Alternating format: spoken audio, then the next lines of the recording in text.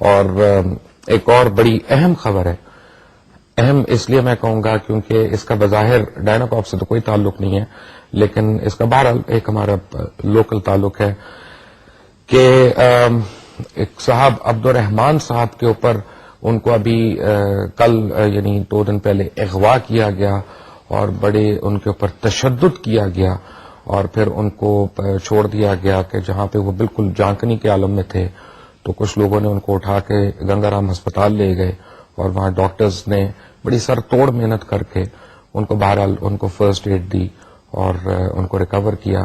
لیکن وہ کون ہیں اور ان کے ساتھ یہ کیوں کیا گیا، میں آپ کو ان کی زبانی سنواتا ہوں، سنیں ذرا. میں مرزا غلام احمد کا پڑ پوتا اور مرزا ناصر جو قادیانی کمیونٹی کے تیسرے خلیفہ تھے ان کا بیٹا ہوں. تو میں نے 99 میں اسلام قبول کیا قادیانیت چھوڑ کر. اس کی وجہ یہ تھی کہ پہلے کبھی ہم نے دیکھا نہیں تھا کہ مرزا صاحب نے کیا لکھا اپنی کتابوں میں. تو بائی چانس ایک کتاب تھی القادیانیت اور مرزیت اور اسلام علامہ احسان اللہ ظہیر کی لکھی ہوئی. تو اس میں انہوں نے مرزا غلام احمد کی کتابوں کے بہت سارے حوالے دیے تھے. مرزا غلام احمد کی کتابوں سے دیکھا تو میں نے جو نا یہ اندازہ لگایا کہ یہ نہ مجدد ہو سکتا ہے نہ داعی نبوت. تو یہ چیزیں دیکھ کر میں نے اسلام قبول کر لیا 99 میں.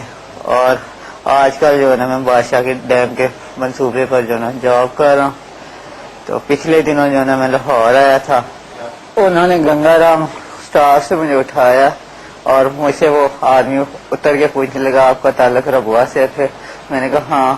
تو وہ 2 آدمی نے اٹھا کے مجھے وین میں ڈالا. پہلے انہوں نے جو ہے نا وہاں پہ 4 کے علاوہ اور 10-12 آدمی تھے، انہوں نے گون سے مکے اور ٹانگوں سے کافی جو ہے نا مجھے مارا. پھر جو ہے نا مجھے لٹا کے 2 آدمی نے پکڑا اور میرے پاؤں اور پنڈلیوں پہ جو ہے نا ربڑ چڑھا ہوا ڈنڈا تھا اس سے مارتے رہے.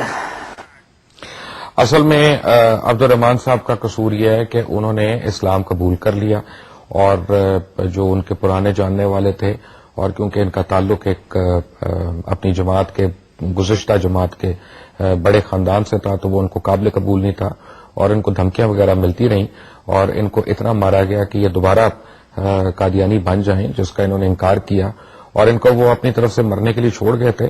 تو علامہ ابتسام علیہ ظہیر اور ان کے چند ساتھیوں نے ان کے مدرسے کے قریب تھے یہ، تو وہ ان کو اٹھا کے لے کے گئے اور انہوں نے ان کا علاج وغیرہ کروایا. اور میں آپ کو یہ بتاؤں کہ اس چیز کی جتنی شدت سے مذمت کی جائے وہ کم ہے کہ کوئی شخص اسلام قبول کرے پاکستان میں اور اس کو مارا جائے، اس کو پیٹا جائے.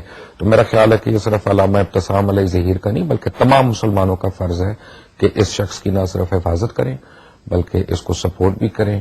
اور اللہ تعالیٰ وہ تمام ان لوگوں کو جو اس مدرسے سے منسلک ہیں جنہوں نے ان کو بچایا اور ایک مسلمان کی جان بچائی، میں یہ کہوں گا کیونکہ اب انہوں نے اسلام قبول کر لیا، تو جو ہے اللہ تعالیٰ ان کو اس کار خیر کی جزا دے.